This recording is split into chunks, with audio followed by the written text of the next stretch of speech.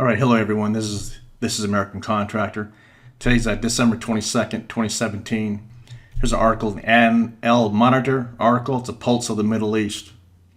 Iraq once again controls its own economy, free from UN sanctions. According to this article, Iraq's always been under. Well, according to the article, they've been free from all UN sanctions. But previously, till this article was written, Iraq's always been under the article. Chapter 7 sanctions on Iraq. It was limited, but they still had the sanctions on the country. So let's go ahead and read this article real quick. The United Nations Security Council has agreed to lift sanctions imposed on Iraq when the country invaded Kuwait 27 years ago.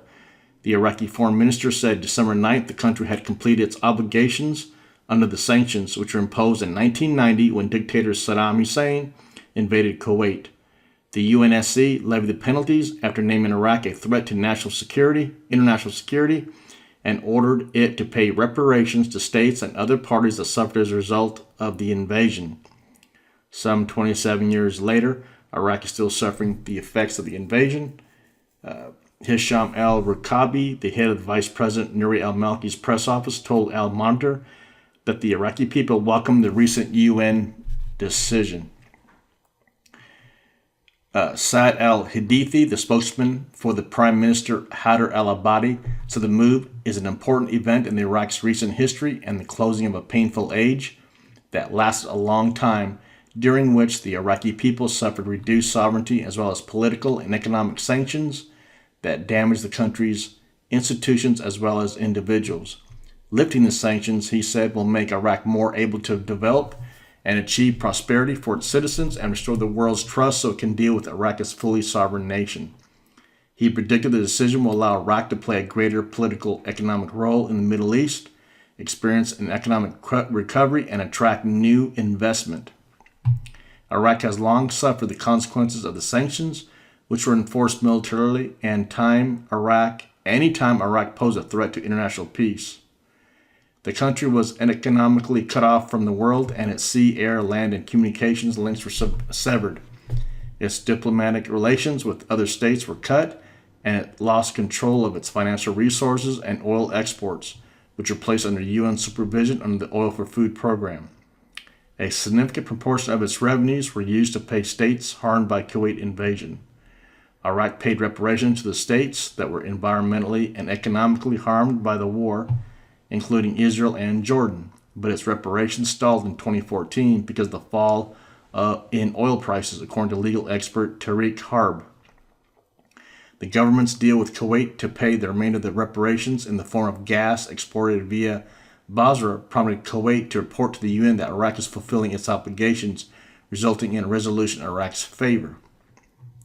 Kuwaiti oil minister Issam Marzouk said December 10th that the 10-year deal with Iraq provides for imports of 50 million cubic feet of natural gas a day in the first stage, later rising to 200 million. The deal appears to have been the key factor that persuaded Kuwait to call for the UN to lift the sanctions. Iraqi parliament member Jassim Mohammed Jafar, who is close to Abadi, gave Al Monitor more details on the deal. Before the sanctions were lifted, Iraq was not even able to open foreign bank accounts in the name of the government, and its economic and financial contracts and commercial activities were conducted through the intermediaries in order to avoid lawsuits. That cost the Iraqi treasury enormously. From now on, Iraq can manage the legal and technical aspects of its financial resources itself, along with everything relating to deposits and foreign real estate holdings, and dispose of its own affairs. Other countries will no longer hesitate to invest in Iraq, and foreign firms will be encouraged as Iraq is an oil-rich country and also has a major gas reserves and swaths of agricultural land that can be very profitable. Iraqi writer and analyst Wathig al-Jabari, member of the Tanmiya Center, told Al Monitor that the resolution will have positive social effects. All efforts to freeze Iraqi funds at international banks have ended, which will enhance Iraq's financial standing and its creditworthiness. The decision to lift sanctions coincided with Abadi's announcement December 9th that the fight against the Islamic State was over and security and stability had returned to Iraq. He also played the Iraq country's investment climate now that can once again work with international firms and banks. With its vast oil reserves, Iraq can look forward to an economic revival, providing the government able to bring stability and work fast to stamp out violence and terrorism. This is great news.